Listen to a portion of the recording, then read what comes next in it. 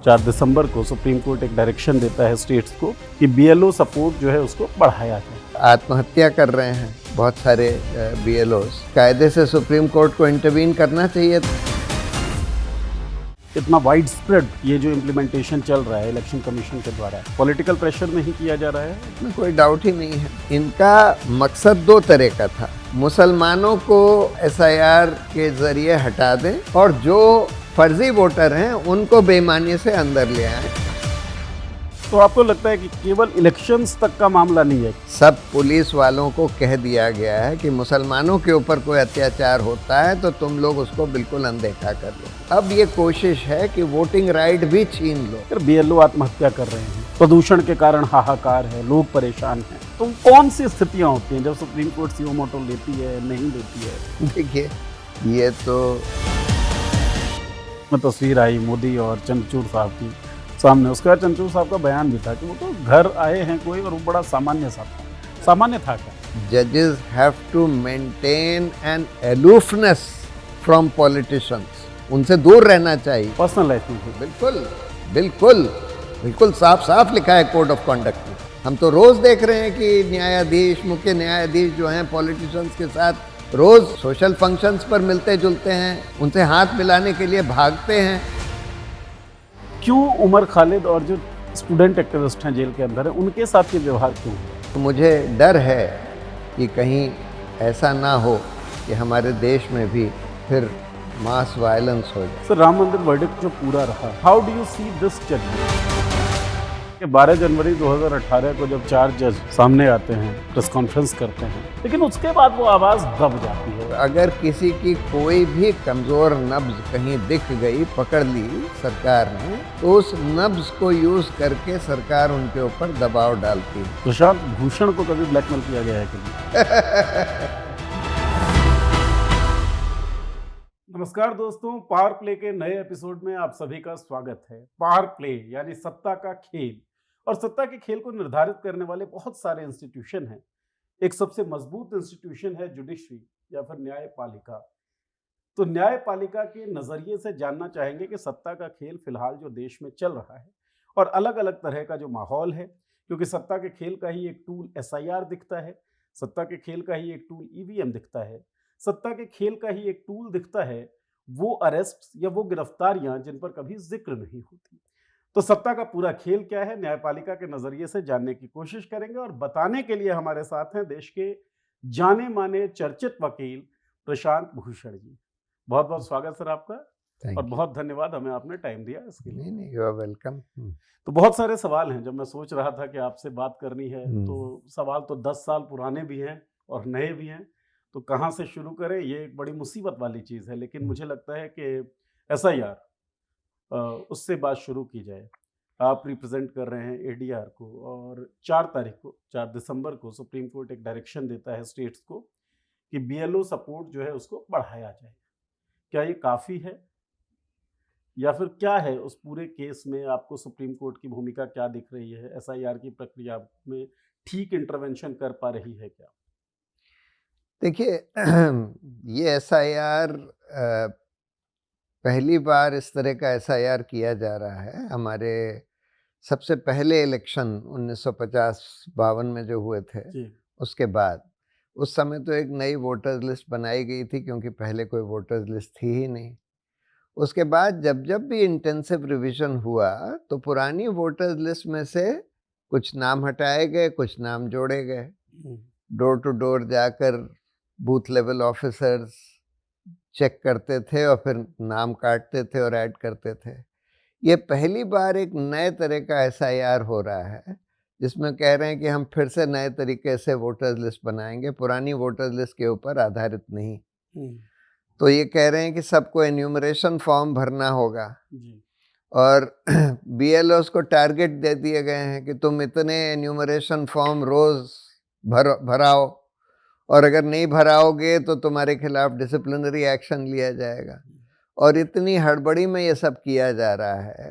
वो कह रहे हैं कि 1 महीने के अंदर सारे एन्यूमरेशन फॉर्म्स आ जाने चाहिए, उसके बाद 1 महीने के अंदर उसकी सबकी ऑब्जेक्शंस और एप्लीकेशंस फॉर एडिशंस वगैरह सब तय हो जाने चाहिए, यानी 3 महीने के अंदर पूरा एसआईआर का प्रोसेस खत्म हो जाना चाहिए। कंप्लीट हो जाना चाहिए। अब इतनी हड़बड़ी में पहले कभी नहीं किया गया। पहले तो ये कहा जाता था कि जब भी इंटेंसिव रिवीजन होता है कम से कम 6 महीने का समय चाहिए। तो जब भी चुनाव किसी राज्य में 6 महीने से पहले होते थे, वहाँ इंटेंसिव रिवीजन नहीं करते थे, क्योंकि उन्होंने ये तय किया था कि 6 महीने लगते हैं इंटेंसिव रिवीजन करने में, जबकि इस तरह का इंटेंसिव रिवीजन नहीं करते थे जैसा अब की बार कर रहे हैं। लेकिन अब की बार बहुत हड़बड़ी में, बिहार में तो खैर कर ही दिया इन्होंने हड़बड़ी में, दूसरे राज्यों में भी बहुत हड़बड़ी में कर रहे हैं, और इस तरह से बीएलओस के ऊपर प्रेशर डाल रहे हैं, जिसकी वजह से उनकी मौतें हो रही हैं, आत्महत्या कर रहे हैं बहुत सारे बीएलओस। तो ये तो बहुत ही गलत है। कायदे से सुप्रीम कोर्ट को इंटरवीन करना चाहिए था, कहना चाहिए था कि भाई इतना शॉर्ट टाइमलाइन में क्यों कर रहे हो, इतना प्रेशर क्यों डाल रहे हो। लेकिन अनफॉर्चुनेटली सुप्रीम कोर्ट ने वो ना कह के राज्यों के ऊपर बात डाल दी है बात कि डाल आप दी है। सपोर्ट सिस्टम को बढ़ाइए। हाँ, कि आप अपने ऑफिसर्स को बढ़ाइए। अरे भाई, ये लोग तो सब टीचर्स वगैरह हैं, स्कूल, सरकारी स्कूल्स में उनके ऑलरेडी टीचिंग की ड्यूटी होती है, उसके एडिशन में ये लोग ये सब काम कर रहे हैं।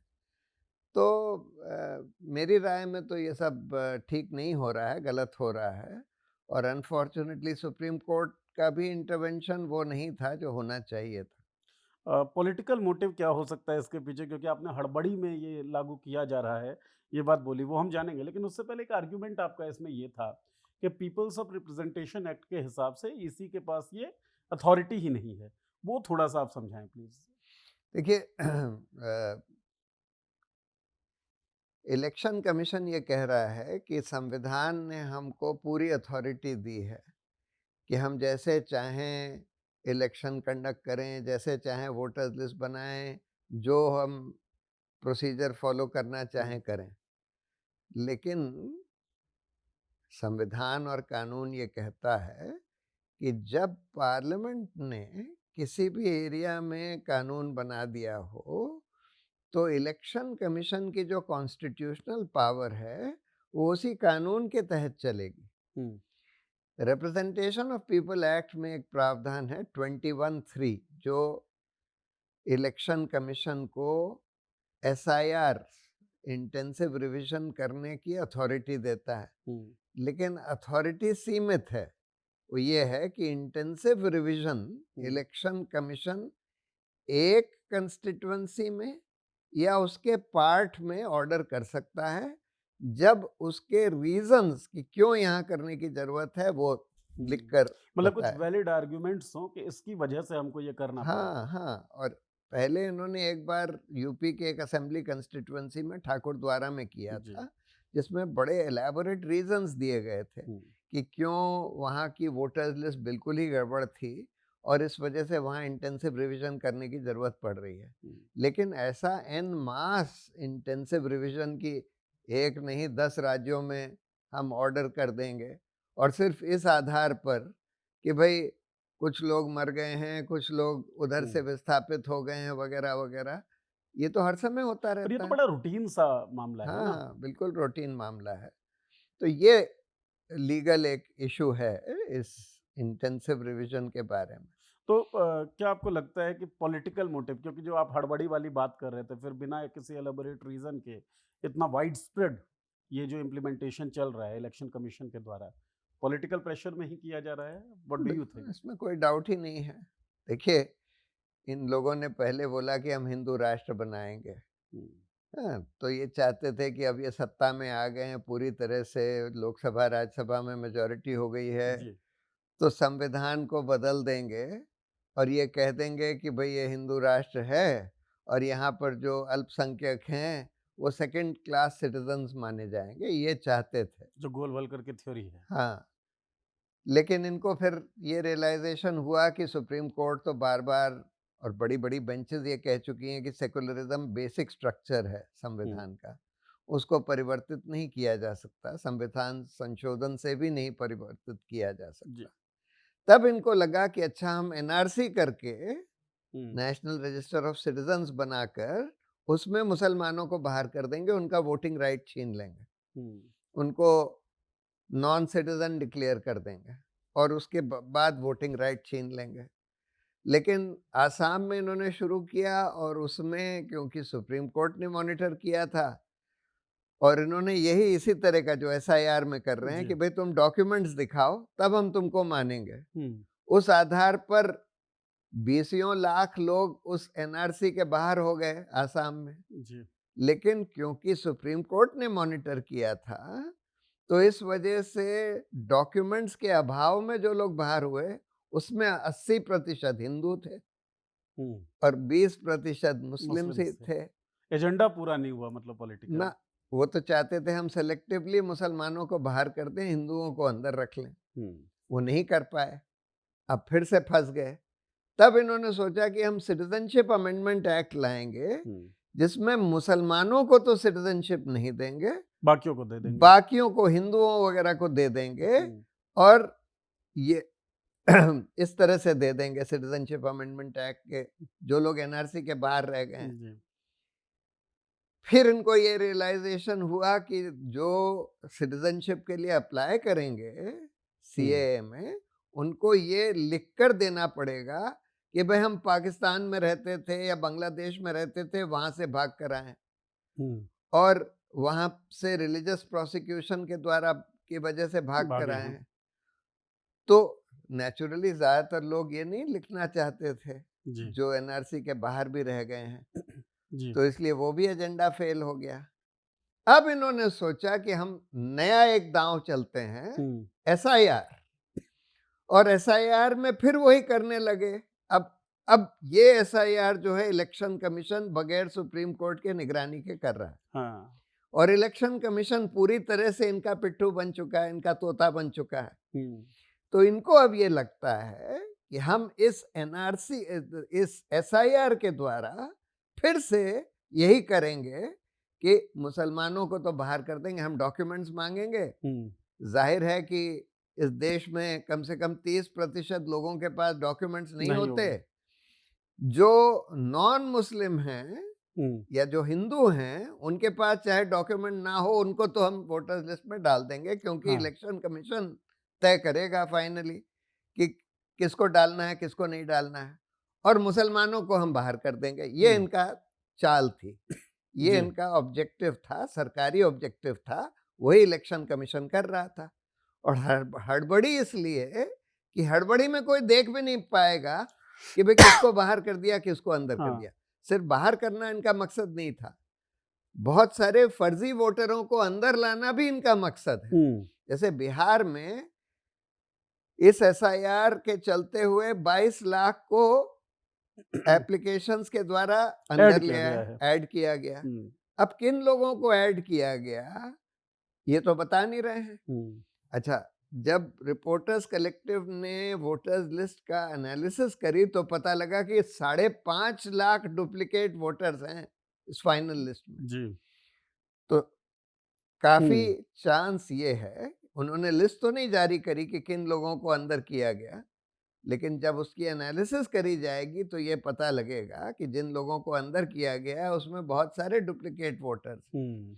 तो इनका मकसद 2 तरह का था, मुसलमानों को एलियनेट कर देना, एसआईआर के जरिए हटा दें, जो लोग डॉक्यूमेंट्स नहीं दे पा रहे हैं, जिनके पास citizenship certificate, birth certificate, passport वगैरह नहीं है, उनको बाहर कर दें, और जो फर्जी वोटर हैं उनको बेईमानी से अंदर ले आए। ये इनका मकसद था। तो आपको लगता है कि केवल इलेक्शंस तक का मामला नहीं है कि इलेक्शंस जीत जाए इसलिए एसआईआर वैसे कर लेते हैं, इससे बड़ा जो वृहत गोल है आरएसएस का, सेकंड क्लास सिटीजन बना देना मुसलमानों का या फिर हिंदू राष्ट्र की तरफ आगे बढ़ना, उसी का एक अप्रोच आपको दिख रहा है एसआईआर क्या? हाँ, देखिए, एक तरह से तो इन्होंने मुसलमानों को सेकंड क्लास सिटीजन बना ही दिया है डी फैक्टो, कि मुसलमानों के ऊपर कितना भी अत्याचार हो, मॉब लिंचिंग हो, उनके घर जो हैं तोड़ दिए जाएं बुलडोजर से जी, किसी अफसर के खिलाफ कोई एक्शन नहीं लिया जाता। इनको सारे जगह जहाँ जहाँ इनका राज्य है, जहाँ जहाँ ये लोग राज कर रहे हैं, जिन जिन राज्यों में सब पुलिस वालों को कह दिया गया है कि मुसलमानों के ऊपर कोई अत्याचार होता है तो तुम लोग उसको बिल्कुल अनदेखा कर लो, शांत रहो, चुप रहो। शांत रहो। अपनी जो गोदी मीडिया है उसके द्वारा मुसलमानों के खिलाफ हर तरह का प्रचार, अ, हर तरह की नफरत, हर तरह का झूठ फैलाया जाता है। उन लोगों के खिलाफ भी कोई एक्शन नहीं लिया जा सकता, नहीं लिया जाता। तो इसलिए एक तरह से डी फैक्टो इन्होंने मुस्लिम्स को सेकंड क्लास सिटीजन्स ऑलरेडी बना दिया है, लेकिन अभी तक वोटिंग राइट नहीं छीन पाए थे। अब ये कोशिश है कि वोटिंग राइट भी छीन लो और ये एसआईआर के जरिए छीन लो। पहले एनआरसी के जरिए, अब एसआईआर के जरिए, ये कोशिश तो है। कोशिश यही है। अच्छा सर, एक चीज़ मुझे लगता है, ये सवाल आपको बड़ा बचकाना लग सकता है, लेकिन मैं अपनी जानकारी के लिए भी, और मुझे लगता है दर्शक भी जानना चाहेंगे। कई बार ऐसा लगता है, यार बीएलओ आत्महत्या कर रहे हैं, परेशान हैं, वीडियोज़ वायरल हो रही हैं, प्रदूषण के कारण हाहाकार है, लोग परेशान हैं। इस तरह की स्थिति में तो कुछ सुओ मोटो जैसा जो होता है, सुप्रीम कोर्ट ले सकती है ना, तो कौन-सी स्थितियाँ होती हैं जब सुप्रीम कोर्ट सुओ मोटो लेती है, नहीं लेती है? देखिए, ये तो एकदम आर्बिट्ररी है। हुँ। कोर्ट जिस चीज में चाहती है सो मोटो लेती है, जिस चीज में नहीं चाहती नहीं लेती है। कोई स्थापित नियम नहीं है इसके नहीं, लिए। कोई नियम नहीं है, बिल्कुल आर्बिट्ररी पावर है। हुँ। लेकिन कई बार देखा गया है कि छोटे छोटे मामलों में सुओ मोटो ले लेते हैं और उससे कहीं बड़े मामलों में सुओ मोटो नहीं लेते। जैसे पोल्यूशन का आपने जिक्र किया जी। या बीएलओस की आत्महत्या का जिक्र किया, इस पर सुओ मोटो लेना चाहिए था। हुँ। लेकिन यहाँ तो ये हो रहा है, उल्टा हो रहा है कि जब पिटिशन भी फाइल होती है तब भी सुप्रीम कोर्ट एक्ट नहीं कर रहा, कोई ठोस एक्शन नहीं ले रहा। हुँ। जब रेगुलर पिटिशन भी फाइल, सुओ मोटो तो छोड़ दीजिए, लेकिन छोटे छोटे मुद्दों पर कई बार उससे कहीं छोटे मुद्दों पर सुओ मोटो ले लेते हैं। हुँ। ये प्रॉब्लम समझ से बाहर की चीज़ है ये। है। हाँ, वो तो जजों के ऊपर है, लॉर्डशिप्स के ऊपर है। लॉर्डशिप्स की आपने बात की, तो आउटसाइड द सर्कल, मतलब जुडिशरी के सर्कल से बाहर तो बहुत सारे आरोप अब जुडिशरी पे लग चुके हैं, और आप उस फ्रेटर्निटी से आते हैं, वकील हैं आप, तो विद इन द सर्कल आप बताइए, जो प्रेशर की बात होती है पॉलिटिकल जुडिशरी के ऊपर, वो है? बिल्कुल है, साफ दिखता है। पॉलिटिकल प्रेशर भी है और ज़्यादातर झुक भी जाते हैं पॉलिटिकल प्रेशर के किन कारणों चलते से हुए। झुकते हैं सर? देखिए, कई कारण होते हैं। एक तो कारण होता है पोस्ट रिटायरमेंट जॉब का लालच। जैसे इन्होंने गोगोई साहब को राज्यसभा मेंबर बना दिया, उन्होंने अयोध्या रफाइल के जजमेंट्स दिए, उनको राज्यसभा मेंबर बना दिया। हुँ। अरुण मिश्रा साहब, जिन्होंने बिरला सहारा और अडानी के फेवर में हजारों करोड़ के फैसले, और भी बहुत सारे फैसले सब सरकार के हक में दिए, उनको नेशनल ह्यूमन राइट्स कमीशन का चेयरमैन बना दिया। खानविलकर साहब, जिन्होंने पीएमएलए और यूएपीए को और सख्त बना दिया, हुँ। सरकार को और अधिकार दे दिया, उनको लोकपाल बना दिया। इस तरह कई लोगों को गवर्नर बना दिया, जिन्होंने सरकार के हक हुँ। में फैसले दिए थे। तो एक तो ये होता है। दूसरा ये होता है कि जब एक बहुत स्ट्रॉन्ग फांसीवादी सरकार दिखाई देती है, तो कई जज जो ईमानदार भी होते हैं लेकिन उनकी रीढ़ इतनी मजबूत नहीं होती, वो भी झुक जाते हैं। इमरजेंसी में भी ये हुआ हुँ। था और आज भी ये देखने को मिल रहा है। तीसरी बात ये हो रही है कि जो अपॉइंटमेंट्स करे जा रहे हैं जी। जुडिशरी में, ऐसे तो कानून ये कहता है कि जो सुप्रीम कोर्ट के सीनियर जजेस होंगे, जो कोलिजियम होगा, वो लोग तय करेंगे कि किन की नियुक्ति हो। जी। सरकार को बस एक ही अधिकार है कि अगर उनको कोई नाम अच्छा नहीं लगता तो विथ रीजंस वापस कर दे। उसके बाद अगर कोलिजियम यूनानिमसली रीइटरेट करता है, तब फिर सरकार के पास और कोई ऑप्शन नहीं है, उनको अपॉइंट मानना करना पड़ेगा। मानना पड़ेगा। लेकिन इस सरकार ने एक नया तरीका अपनाया है। जब इनको कोई नाम नहीं अच्छा लगता, अगर लगता है कि भाई कोई जज जिसका रिकमेंडेशन हुआ है वो तो इंडिपेंडेंट भी है, उसमें रीढ़ भी है, हुँ। तब फिर ये उस नाम पर बैठे रहते हैं, सालों साल बैठे रहते हैं। अगर कभी कोई चीफ जस्टिस इनको कहता है कि भाई तुम जवाब तो दो, इतने दिन हो गए हमारे रिकमेंडेशन के, हुँ। जवाब तो दो, तब फिर ये नाम वापस करते हैं। उसके बाद जब कभी-कभी यूनानिमसली भी रिइटरेट होता है, तब भी नियुक्त नहीं करते, जबकि वो कानून के बिल्कुल खिलाफ है। इस पर कायदे से सुप्रीम कोर्ट को कंटेम्प्ट एक्शन लेना चाहिए, सरकार के खिलाफ। सरकार के खिलाफ, कानून मंत्री के खिलाफ, प्रधानमंत्री के खिलाफ, लेकिन इनकी उतनी हिम्मत नहीं है। या फिर ये करते जो गवर्नर वाले केस में बोला गया था कि भाई अगर गवर्नर 3 महीने के अंदर कुछ जवाब नहीं देता किसी बिल का, तो माना जाएगा कि उसने स्वीकृति दे दी है और उस बिल को मान लिया जाएगा कि पास हो गया। उस तरह से यहाँ कह सकते थे कि अगर 3 महीने के अंदर सरकार जवाब नहीं देती है तो मान लिया जाएगा कि स्वीकृत हो गया है और उस जज को ओथ दिलवा दी जाएगी, जज बना दिया जाएगा। लेकिन ये भी नहीं कहा। तो बहुत दुर्भाग्यपूर्ण है तो कि इसके जरिए सरकार जो है, जो ऑनेस्ट, निष्पक्ष और रीढ़ वाले जज हैं, उनका अपॉइंटमेंट नहीं होने दे रही बाय एंड लार्ज। कुछ एकाध फिर भी हो जाते हैं थोड़े से, लेकिन बहुतों का नहीं होने दे रही इसके चलते हुए। तो और आखिरी रीजन यह है कि सरकार ने सारी पुलिस और इंटेलिजेंस एजेंसी से कह दिया है, सीबीआई, ईडी, आईटी, सबसे कह दिया है, आईबी, कि तुम लोग उन जजेस के ऊपर डोजियर बनाओ जो जज चीफ जस्टिस हैं या चीफ जस्टिस बनने वाले हैं। और अगर किसी की कोई भी कमजोर नब्ज कहीं दिख गई, पकड़ ली सरकार ने, तो उस नब्ज को यूज करके सरकार उनके ऊपर दबाव डालती है। तो लोभ भी है और डर भी है। हाँ, सब कुछ है। तो यही कारण होगा कि 12 जनवरी 2018 को जब 4 जज सामने आते हैं, प्रेस कॉन्फ्रेंस करते हैं, कहते हैं डेमोक्रेसी स्टेक पर है। लगता है कि अब शायद बहुत कुछ बदलने वाला है, क्योंकि 4 साल हो चुकी होती है मोदी को प्रधानमंत्री बने हुए। बहुत सारी ऐसी प्रवृत्तियां सामने आती हैं जो डिक्टेटरशिप की तरफ इशारा कर रही होती हैं। लेकिन उसके बाद वो आवाज दब जाती है, कहीं सुनाई नहीं देती। तो यही सब कारण था। हाँ, यही सब कारण है। वो एक एक्स्ट्राऑर्डिनरी मोमेंट था, जबकि नंबर 2, 3, 4, 5 उस समय एक एक्स्ट्राऑर्डिनरी सिचुएशन हो गई थी। बड़ा अनप्रेसिडेंटेड था कि नंबर 2, 3, 4, 5 ने मिलकर प्रेस कॉन्फ्रेंस करी और ये बोला कि उस समय के मौजूदा चीफ जस्टिस अपने मास्टर ऑफ रोस्टर की पावर का दुरुपयोग कर रहे हैं, जिससे लोकतंत्र खतरे में आ गया है। ये नॉर्मली होता नहीं, लेकिन एक एक्स्ट्राऑर्डिनरी मोमेंट था जब उन्होंने किया।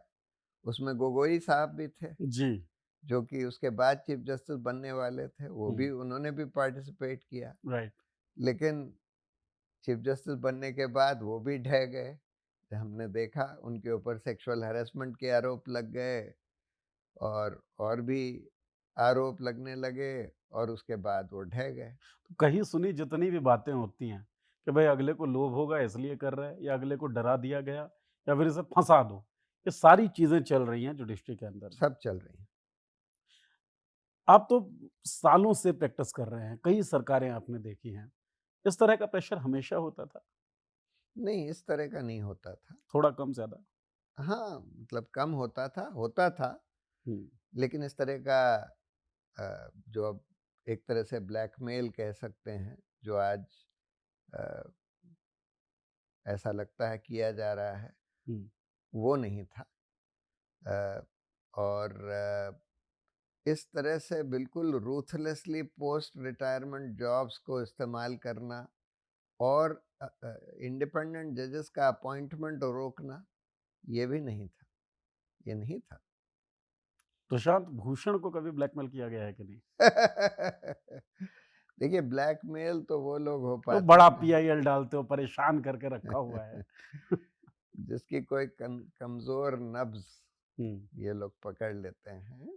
जिसकी कोई कमजोर नब्ज नहीं पकड़ सकते, उसको तो ब्लैकमेल नहीं कर सकते।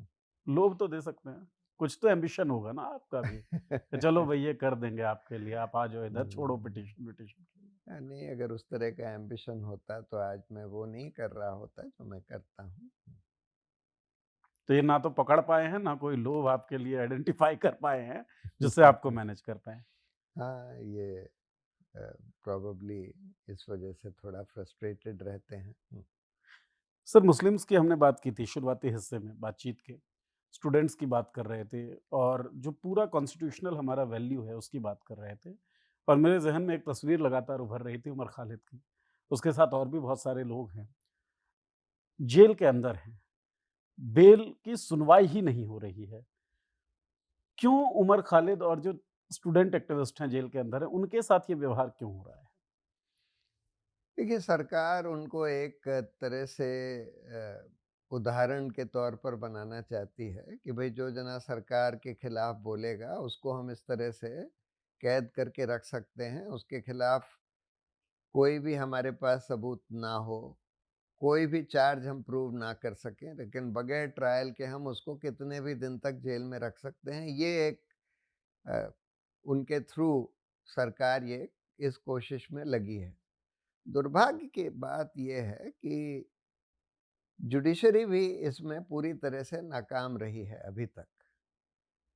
नॉर्मली अगर इतने साल हो जाएं, 5-5, 6-6 साल हो जाएं कि लोगों की ट्रायल भी नहीं शुरू हुई, आपने उनको जेल में रखा हुआ जी। है बगैर किसी ट्रायल के और बगैर किसी ठोस सबूत के भी, और जो भी उमर खालिद वगैरह के खिलाफ दिखाया जा रहा है उसमें कुछ भी दम नहीं है। कुछ अगर सब्सटेंस है आप ही नहीं, वो तो कई बार। कोई हुँ, सब्सटेंस नहीं है, लेकिन सिर्फ यूएपीए लगाकर आप उनको रख रहे हैं। तो ये तो हमारे न्यायपालिका की नाकामी है कि वो ये सब देख रही है और होने दे रही है। ये न्यायपालिका की बहुत बड़ी एक कमज़ोरी इसमें दिखाई दे रही है। यूएपीए की जो आपने बात की, राष्ट्रद्रोह की खूब बात होती है आजकल और राष्ट्रद्रोह की जब भी बात होती है तो फ्रीडम एक्सप्रेशन सबसे पहले खतरे में आता हुआ दिखता है। अभी जो सीजेआई हैं उनका भी एक बयान आया था कि कुछ भी लिखने बोलने की आज़ादी नहीं हो सकती है। तो आप इसका वृहत एस्पेक्ट कुछ और देख पा रहे हैं क्या? क्योंकि फिर संचार साथी ऐप भी आता है, संचार साथी वापस भी ले लिया जाता है। तो जो बोलने की आज़ादी है, पूरी तरीके से कर्टेल होने के की संभावनाएँ हैं क्या इसकी? नहीं, देखिए, सरकार तो यही चाहती है, हुँ, बार-बार कोशिश कर रही है, तरह-तरह से कोशिश कर रही है। पहले ये लोग 66 ए ले आए आईटी एक्ट में, जिसको सुप्रीम कोर्ट ने रद्द कर दिया हुँ। कि बहुत वेग है, बहुत ब्रॉड है, ऑफेंसिव वगैरह क्या होता है। अब फिर से अब अनफॉर्चुनेटली सुप्रीम कोर्ट ने ही कह दिया कि भाई तुम गाइडलाइंस बनाओ ऑफेंसिव स्पीच के खिलाफ। हुँ। तो अब वो गाइडलाइंस बना रहे हैं और उन गाइडलाइंस में ये सब भी लिखना चाहते हैं, लिख रहे हैं कि भाई कोई अगर आप एंटी नेशनल चीज़ बोलेंगे। एंटी नेशनल क्या होता है? ये तो बड़ा वेग टर्म है ना। बिल्कुल ही वेग टर्म है। एंटी नेशनल तो कोई कानूनी टर्म है ही नहीं। हुँ, अगर आप मान लीजिए आप ये कहें कि भाई चीन ने हमारी बहुत सारी ज़मीन पर कब्ज़ा कर लिया है, सरकार हुँ, कुछ नहीं कर रही है, जो बहुत लोग कह रहे हैं, जो कि फैक्ट है, हुँ, उसको एंटी नेशनल कहा जा सकता है। अगर आप ये बोलें कि भई सरकार ने हमारी पूरी इकोनॉमी को ध्वस्त कर दिया, उसको एंटी नेशनल कहा जा सकता है। किसी चीज़ को भी आप एंटी नेशनल कह सकते हैं। तो अ, अब ये कोशिश चल रही है। हुँ। फिर ये ब्रॉडकास्टर्स बिल लाए हैं, जी, फिर डेटा प्रोटेक्शन बिल लाए हैं। उसके तहत भी ये कोशिश चल रही है कि भई इन्वेस्टिगेटिव जर्नलिज़्म ही खत्म हो जाए। डेटा प्रोटेक्शन बिल में एक प्रावधान ये है कि अगर आप किसी के निजी आदमी के बारे में कुछ लिखते हैं कि वो भ्रष्ट है, हुँ। आपके पास भले ही उसके पास सबूत हो, लेकिन आप उसकी अनुमति के बगैर अगर लिखेंगे तो वो ब्रीच ऑफ प्राइवेसी हो जाएगी और आपके ऊपर 5 करोड़ का जुर्माना लगाया जा सकता है। मतलब हमने भ्रष्टाचार फाइंड आउट कर लिया किसी का हम्म। और हम लिख रहे हैं तो पहले उससे परमिशन लें कि उससे सर आपका। परमिशन लीजिए कि भई इसकी अनुमति दीजिए कि हम आपको बोल दें कि आप भ्रष्ट हैं हुँ, या आपने भ्रष्टाचार किया है। यानी कि मतलब एकदम ही बेहुदा कानून लाया जा रहा है हुँ। प्राइवेसी के नाम पर, जबकि किसी भी लोकतंत्र में सुप्रीम कोर्ट तो बार-बार ये कह चुका है कि सरकार में क्या हो रहा है, उसको पूरा जानने का हक हर हर जने को है। जी। हुँ। और प्राइवेसी के नाम पर आप अब तो आप कल को ये कह देंगे कि भई हम वोटर्स लिस्ट भी बाहर नहीं करेंगे। ये तो प्राइवेट इंफॉर्मेशन है। तस्वीर के लिए तो खैर ज्ञानेश कुमार जी बोल ही गए थे सीसीटीवी के हाँ, लिए। हाँ, मतलब सी बेहुदा चीज़ें ला रही है सरकार, तो पूरा उनकी कोशिश यही है कि भई किसी तरह से हम अपने हाथ में ये पावर ले लें कि जिसका हमको सोशल मीडिया पोस्ट, यूट्यूब वगैरह कुछ पसंद ना आए, हमारे खिलाफ हो, हमारा क्रिटिसिज्म हो, तो हम उसको रोक सकें, बंद कर सकें। और जो कस्टोडियन ऑफ कॉन्स्टिट्यूशन मानी जाती है सुप्रीम कोर्ट, वो भी इन चीज़ों के खिलाफ कुछ एक्शन लेते हुए, इंटरवेन करते हुए नहीं दिखती है। हाँ, बहुत कम केसेस में हम देख रहे हैं कि इंटरवेंशन हो रहा है। आज तो इस देश में अ, जो लोग सरकार के खिलाफ बोल रहे हैं, उनको प्रताड़ित किया जा रहा है, उनके खिलाफ झूठे केस बनाए जा रहे हैं। हुँ, अ, जो पॉलिटिशियंस हैं ऑपोजिशन के, उनके खिलाफ झूठे केस बनाए जा रहे हैं। हुँ। जो एक्टिविस्ट हैं, जो जर्नलिस्ट हैं, सबके खिलाफ झूठे केस बनाए जा रहे हैं और उनको सालों साल तक जेल में रखा जा रहा है।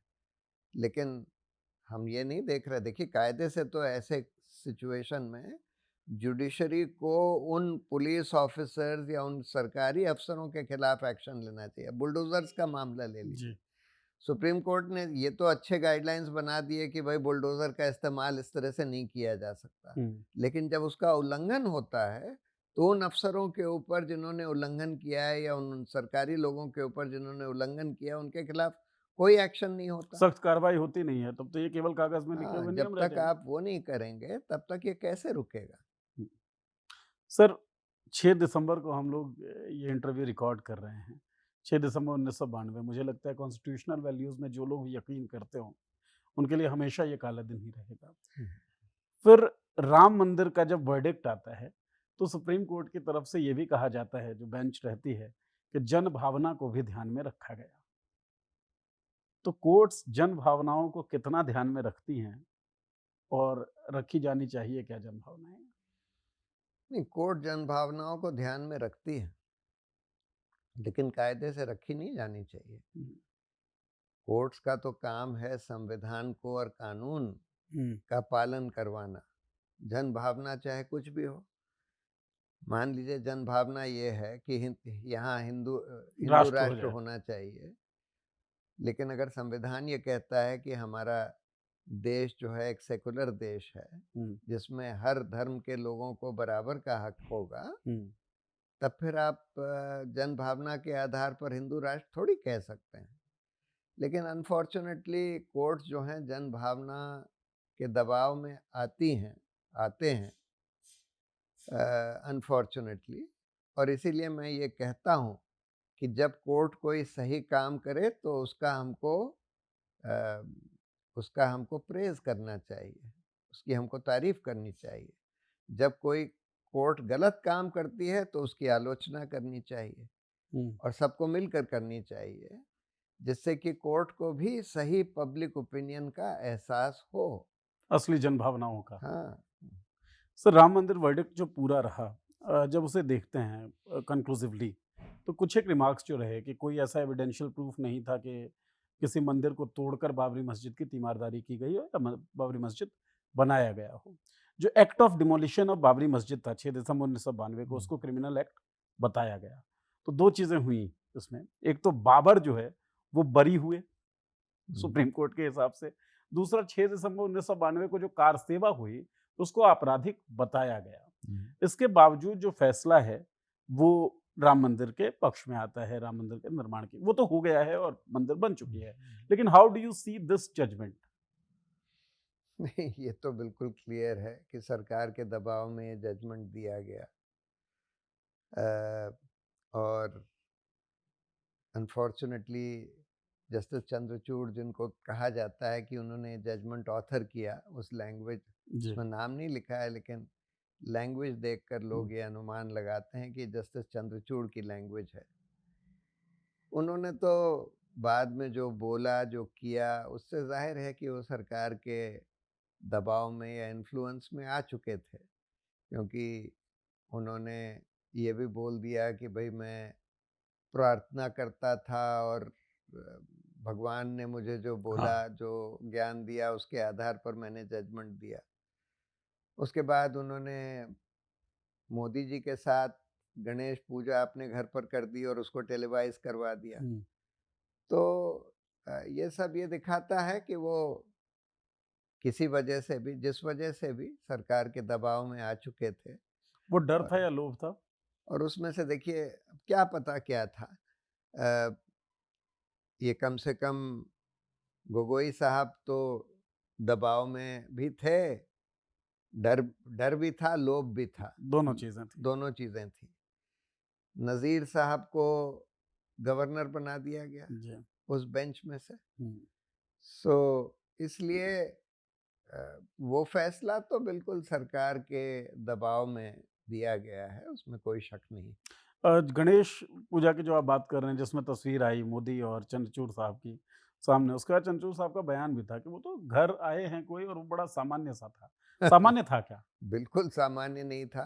पहली बात तो नहीं, वो प्रधान मतलब वैसे देखा जाए तो आपका ये दफ्तर है। अब यहाँ पे प्रधानमंत्री आना चाहें, आपके किसी कार्यक्रम में आ जाएँ, प्रशांत भूषण के साथ तस्वीर आ जाए। नहीं, हमारे पास आ सकते हैं। मैं कोई मुख्य न्यायाधीश तो जी। नहीं हूँ, मैं सुप्रीम कोर्ट का जज नहीं हूँ। हुँ, ये तो जो जजेस का कोड ऑफ कंडक्ट है हुँ, उसी में लिखा हुआ है हुँ। कि जजेस have to maintain an aloofness from politicians. उनसे दूर रहना चाहिए। पर्सनल लाइफ में भी। बिल्कुल, बिल्कुल, बिल्कुल साफ-साफ लिखा है कोड ऑफ कंडक्ट में। लेकिन ये सब चीज़ें आज भूल चुके हैं।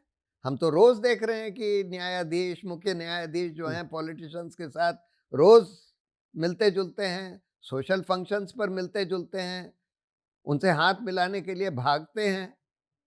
ये तो मुझे एक यहाँ अ, न्यूज़ीलैंड के एक सॉरी न्यूज़ीलैंड नहीं, आयरलैंड के जज आए हुए थे, उन्होंने बताया हुँ। कि भई एक फंक्शन था जिसमें जजेस भी थे, पॉलिटिशियंस भी थे और वहाँ उनको बड़ा खेद हुआ ये देखकर कि जज लोग पॉलिटिशियन से हाथ मिलाने के लिए दौड़ रहे थे।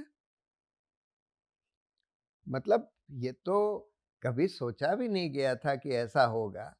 न्यायपालिका का तो काम है कि कार्यपालिका और विधायिका को अपने दायरे में रखना, हंटर चला के रखना, थोड़ा-सा हंटर टाइट चलाकर रखना। रखना, संविधान और कानून का पालन कराना, लोगों के मौलिक अधिकार की रक्षा कराना, सरकार से रक्षा कराना। अब आप उन सरकारी लोगों से, मंत्रियों से जाकर हाथ मिलाने के लिए हुँ। दौड़ेंगे, तब फिर क्या हाल होगा? तो ये तो एक ईगो बैटल जैसी भी होनी चाहिए, तू बड़ा कि मैं बड़ा। हाँ, मतलब इनको ये समझना चाहिए कि हुँ, कितनी पावर है इनकी। हुँ, ये लोग तो ये समझने लगे हैं कि जैसे ये पॉलिटिशियंस हमारे माई-बाप हैं, कि हमको उनसे इंग्रेशिएट करने की ज़रूरत है। बहुत सारे लोग ये सब इस तरह से समझने लगे हैं। बहुत दुर्भाग्यपूर्ण बात है, पूरे बहुत जुडिशरी खेद की बात है, बहुत शर्म की बात है। जुडिशरी के पूरे मामले को देखते हुए सर मैं अंतिम चरण पे आऊँगा, लेकिन उससे पहले ये सवाल मुझे लगा कि मैं पूछ लूँ आपसे। कई वकीलों को भी और कई जजेस को भी हमने देखा कि जो दक्षिणपंथी आवाज़ है और दक्षिणपंथी भी ना कहें हम, जो आरएसएस का आइडिया है, आइडिया ऑफ हिंदू राष्ट्र या स्यूडो साइंस को फैलाना, उस काम में जो आपकी फ्रेटर्निटी है, वो भी काफ़ी आगे दिखती है। तो ये चीज़ें हमेशा से रही होंगी और अब उभर के आ रही हैं सामने या फिर देखिए किसी के आदेश पे आ रही हैं? जैसे मोर के आँसू से हुँ। बच्चे का पैदा होना या जो भी जैसे था, इस तरह के बयान। हाँ, देखिए ये जो एक कम्युनल वायरस है या अंधभक्ति है, हुँ, ये ज़्यादा अपर मिडल क्लास में देखने को मिलता है।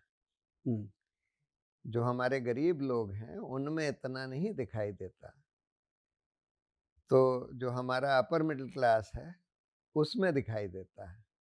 और क्योंकि वकील भी कम से कम जो थोड़े जाने वकील होते हैं, जाने-माने वकील होते हैं, वो भी उसी एक क्लास से आते हैं जी, और उस तरह के क्लाइंट्स को भी रिप्रेज़ेंट करते हैं, जी, जिनको इस व्यवस्था से फ़ायदा मिल रहा है। मौजूदा व्यवस्था से या जो लोग आज सत्ता में हैं, उनसे फ़ायदा मिल रहा है। इस वजह से इस तरह के लोग जो हमारे प्रोफेशन में वकील लोग भी बहुत सारे एक तरह से अंधभक्त हो गए हैं या सरकारी पिट्ठू हो गए हैं, और इस वजह से ये सब देखने को मिलता है। इलेक्टोरल जो जितनी भी प्रोसेसेस हैं, चाहे वो ईवीएम वाला मामला हो या एसआईआर पे हम लोग बात कर चुके हैं, आपकी इन्वॉल्वमेंट वहाँ दिखती है। एडीआर को ही आप रिप्रेजेंट कर रहे थे ईवीएम वाले मामले में, उसके वो कोर्ट ने डिसमिस कर दिया था, रिजेक्ट कर दिया था। उसके बाद अभी क्या स्टेटस है? आप लोग कह रहे थे 100% वीवीपैट की गणना हो, उसे रिजेक्ट कर दिया गया और कहा गया कि सेफगार्ड्स और ज़्यादा बढ़ाई जाएँ, तो कुछ बढ़ाई जा रही हैं क्या सेफगार्ड्स? नहीं, कुछ भी नहीं बढ़ाई गई। जो उसमें बोला गया था वो अभी तक उसका पालन नहीं हुआ, जितना थोड़ा बहुत भी बोला गया था। हुँ, वैसे तो जो हम लोग मांग कर रहे थे बड़ा सिंपल था कि कोर्ट ने ही बोला है कि भाई सब ईवीएम पर वीवीपैट मशीन होनी चाहिए। हुँ, अब उसके स्लिप काउंट करने में क्या दिक्कत है? भाई ईवीएम तो एक इलेक्ट्रॉनिक चीज़ है, उसमें छेड़छाड़ हो सकती है। हुँ, उसके स्लिप तो पेपर स्लिप्स हैं, और हुँ, कोर्ट ने इसीलिए वीवीपैट मशीन लगवाई थी कि भाई पेपर रिकॉर्ड होना चाहिए। जी, उसको काउंट करने में 2 घंटे और लगते हैं। ठीक बात है। इलेक्शन कमीशन कहता है कि नहीं, नहीं हम नहीं काउंट करेंगे, सिर्फ 5% काउंट करेंगे एज़ अ सैंपल, 2% काउंट हुँ, करेंगे एज़ अ सैंपल, क्योंकि उसमें समय लगेगा। आप चुनाव 6 हफ्ते में कर रहे हैं, शुरू से आखिर तक 6 हफ्ते ले रहे काउंटिंग हैं। आपको एक ही दिन में क्यों करनी है? ले लो टाइम। अरे 2 घंटे की और बात है। हुँ, पहले तो जब बड़े-बड़े बैलेट पेपर होते थे, उनकी भी काउंटिंग 1 दिन में हो जाती थी। जी, अब तो ये छोटे-छोटे पेपर स्लिप्स हैं जिसपे सिर्फ सिंबल है, जी, उसकी काउंटिंग तो और 2 घंटे में हो जाएगी। लेकिन ये नहीं करना चाहते, क्योंकि ये चाहते हैं कि भई ईवीएम से छेड़छाड़ हम कर सकें, कि हम ईवीएम को बदल सकें। तो ये सब चलते हुए ये लोग इसको अपोज़ कर रहे हैं। तो इस पर लीगली और कोई फर्दर स्टेप आप लोगों ने लिया है क्या सर? नहीं, पिटीशन अभी के तो हम थ्रू? लोगों ने वही बोला था कि भई उसको तो एनफ़ोर्स करिए जो हुँ, आपने ऑर्डर दिया था। हुँ। वो का केस लंबित है तो कोर्ट 2 चीज़ें हैं इलेक्टोरल प्रोसेस की अगर बात करें। एक तो ईवीएम को लेकर जो हमेशा बातचीत होती है कि ईवीएम को मैनिपुलेट किया जा रहा है। दूसरा एसआईआर की बात हमने की कि किस तरीके से अपने इंटरेस्ट एरिया से अलग जो वोटर्स हैं उनको आप बाहर कर देते हैं और लेवल प्लेइंग फील्ड रहता नहीं है। तीसरी एक और चीज़ है, जो लोग सत्ता में हैं 5 किलो राशन जो वेलफेयर स्टेट के हिसाब से देखें तो लोगों का अधिकार होना चाहिए, उसे आपने एहसान बना दिया। तो लोग अब हाथ जोड़े खड़े हैं कि बाबूजी हमको 5 किलो राशन दे रहे हैं तो हमको बाबूजी को वोट देना पड़ेगा। दूसरी चीज़ जो बिहार में देखने को मिली और जो आरोप लगे कि महिलाओं के खाते में 10,000 रुपए जाते हैं और मॉडल कोड ऑफ कंडक्ट के समय जाते हैं। हालाँकि लीगली वो ठीक थे क्योंकि पहले घोषणा हो चुकी है। उसके बाद पूरा वोट कन्वर्जन जो होता है वो सरकार में जो पार्टी रहती है उसके पक्ष में हो जाता है। आरोप यही लगते हैं कि 10,000 का बहुत बड़ा इम्पैक्ट था। ऐसा तो सत्ता पक्ष जो भी है, वो हर जगह कर सकती है और अगर ऐसा होता है तो पूरा इलेक्टोरल प्रोसेस जो है वो खत्म। नहीं, इसको बिल्कुल। रोकने के लिए कोई कदम, कोई स्टेप। नहीं, बिल्कुल हो सकता है। पहले तो इलेक्शन कमीशन एक्ट करता था। हुँ, अगर आप चुनाव से कुछ महीने पहले कुछ ख़ास स्कीम ला रहे हैं पैसा देने की, उसको रोकता था। हुँ, अब की बार बिहार में तो बिल्कुल ठीक चुनाव के समय पैसे दिए गए, 10-10 हज़ार रुपए, 1.5 करोड़ महिलाओं को, 1.5 करोड़ से भी जी। ज़्यादा, उसको नहीं रोका गया। जब इलेक्शन कमीशन बिल्कुल सरकार का पिट्ठू बन जाए, तब ये सब होने लगता है। इस पर अब कोर्ट को रोक लगानी चाहिए, एकदम क्लियर गाइडलाइंस होनी चाहिए कि देखिए आपने अगर पुरानी कोई स्कीम है जिसके तहत, मैं ये नहीं कह रहा कि सरकार गरीब लोगों को कोई बेनिफिट नहीं दे सकती, बिल्कुल दे सकती है, हुँ, देना चाहिए, लेकिन वो एक पूरी पॉलिसी के तहत देना चाहिए। ये नहीं कि आप एकदम ठीक चुनाव से पहले कोई डायरेक्ट बेनिफिट ट्रांसफर नई कर दें। पॉलिसी बना दें या उसी समय पैसे देने लगें, हुँ, और फिर उन्हीं लोगों को जीविका देवी कह के पोलिंग बूथ पर बैठा दें, हुँ, जिनको आपने 10-10 हज़ार रुपए दिए हैं, जो किया गया आपकी बार बिहार में। हुँ। ये तो फिर चुनाव की निष्पक्षता को बिल्कुल ख़त्म कर देगा। ये तो हमारे एक्ट में ही, रिप्रेजेंटेशन ऑफ पीपल एक्ट में ही इसको ब्राइबरी करप्ट प्रैक्टिस माना गया है। लेकिन ये सब होने दिया जा रहा है। अब आप अगर चुनाव को चैलेंज करेंगे कि ऑन द ग्राउंड कि भई इसमें करप्ट प्रैक्टिस हुई, ब्राइबरी हुई, वो केस पता नहीं कब तय होगा। हुँ। तो इसलिए लोग आजकल तो चुनाव को चैलेंज करने में भी कोर्ट जाने से कतराते हैं, क्योंकि उनको पता है कि भाई जब तक केस तय होगा तब तक दूसरा चुनाव आ जाएगा, वो इन्फ्रक्चुअस ही हो जाएगा। तो समस्याएं जितनी भी हैं प्रशांत जी, जो दिख रहा है कि इलेक्टोरल प्रोसेस में दिक्कत तो है, और जिनको एक्शन लेना चाहिए वो एक्शन ले नहीं रहे हैं। इलेक्शन कमीशन का काम बनता है, इलेक्शन कमीशन सरकार का पिट्ठू बन गया है, जो आप भी कह रहे हैं। सुप्रीम कोर्ट जो सुओ मोटो ले सकती है वो ले नहीं रही है। अनड्यू प्रेशर उसके ऊपर भी पॉलिटिकल आ रहा है।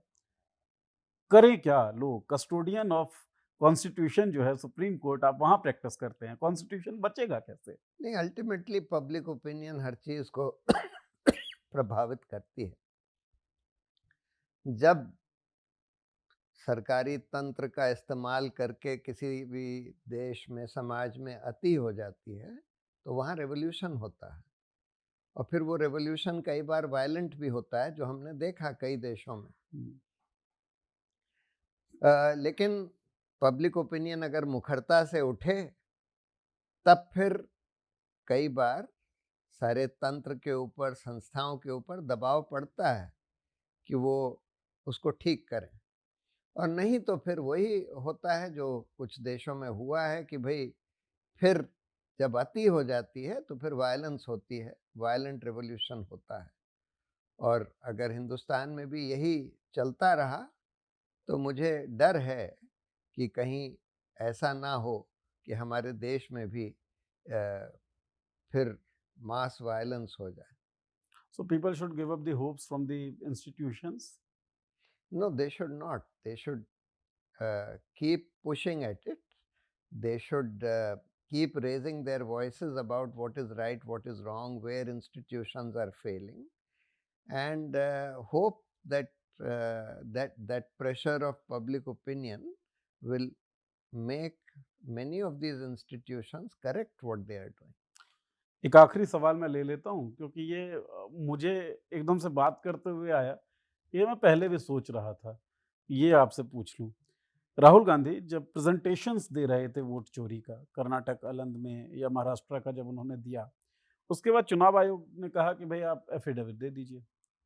राहुल गांधी कहते हैं एफिडेविट नहीं दूंगा। तो क्या लीगल क्या है इसके आगे पीछे, क्यों नहीं दे रहे हैं लीगल एफिडेविट? कुछ भी नहीं है। जब राहुल गांधी ने प्रेस कॉन्फ्रेंस करके पब्लिकली दिखा दिया कि कितने सारे आपके वोटर्स लिस्ट में डुप्लीकेट वोटर्स हैं, किस तरह से एक सेंट्रलाइज तरीके से कोशिश करी गई बहुत सारे वोटर्स का नाम डिलीट करने की, तो उस पर इलेक्शन कमीशन को तो तुरंत खुद सुओ मोटो इंक्वायरी करानी चाहिए, इन्वेस्टिगेशन कराना चाहिए। लेकिन वो ना कराते हुए वो कह रहे हैं कि आप एफिडेविट दीजिए। अरे भाई, एफिडेविट क्यों दें? वो तो पब्लिकली सारा डिस्क्लोज कर रहे हैं। मतलब एफिडेविट देने से हो क्या जाएगा? कुछ भी नहीं, कुछ भी नहीं, जस्ट बकवास। कि भाई उस एफिडेविट में अगर एक भी उन्होंने गलती निकाल ली, अरे भाई ये तो राहुल गांधी की जो टीम है, रिसर्च टीम है, उन्होंने रिसर्च करके इतनी सारी चीजें बताई हैं, हो सकता है उसमें एक कोई छोटी सी चीज गलत भी हो, तो वो बोलेंगे कि भाई आपने परजुरी कर दी वगैरह वगैरह। अच्छा, तो लीगली इम्प्लीकेट करने के लिए किसी भी तरीके से? हाँ, बिल्कुल इसीलिए किया जा रहा है, और बिल्कुल बकवास रीजन है। अरे भाई, पब्लिकली उन्होंने दिखा दिया कि इतने सारे डुप्लीकेट वोटर्स हैं, एक एक फोटो 200 जगह रजिस्टर्ड है, 200 एपिक नंबर्स पर। एक ब्राजीलियन मॉडल का फोटो 13 जगह है। तो मतलब आपने बिल्कुल मजाक बना दिया है हमारे वोटर्स लिस्ट का, और आप कह रहे हैं कि हम उस पर कोई इन्वेस्टिगेशन नहीं करेंगे, आप हलफनामा दीजिए। सो लीगली किसी भी तरीके से इम्प्लीकेट कर लें, इसलिए है, कोई लीगल आधार नहीं है। नहीं, बिल्कुल भी नहीं। चलिए, तो बहुत सारे मामलों पे बातचीत हुई, चर्चा आपने सुन ही ली, और अल्टीमेटली जो प्रशांत जी का कहना था, मुझे लगता है वही सच्चाई भी है कि we the people of India, यहाँ से शुरू होता है हमारा संविधान, हमारे संविधान की प्रस्तावना। So we the people of India must stand for India, यही बात है पूरी। तो इंस्टीट्यूशंस अगर काम नहीं कर रही हैं, आपको ऐसा लगता है, तो आप पुश करते रहें, उनको बताते रहें कि काम करना पड़ेगा। बताना कैसे है वो तय करना है आपको। चर्चा कैसी लगी वो भी आपको बताना है, तो बताएंगे कैसे? वीडियो में कमेंट करके। तो कमेंट करें, बताएं चर्चा कैसी लगी है। कोई सवाल हो तो पूछ लें, हम सर से रिक्वेस्ट करेंगे, कोई सवाल आता है तो उसका जवाब दे देंगे सर। और इस पूरी चर्चा में हमारे साथ शामिल होने के लिए बहुत बहुत शुक्रिया सर, बहुत धन्यवाद। Thank you. शुक्रिया।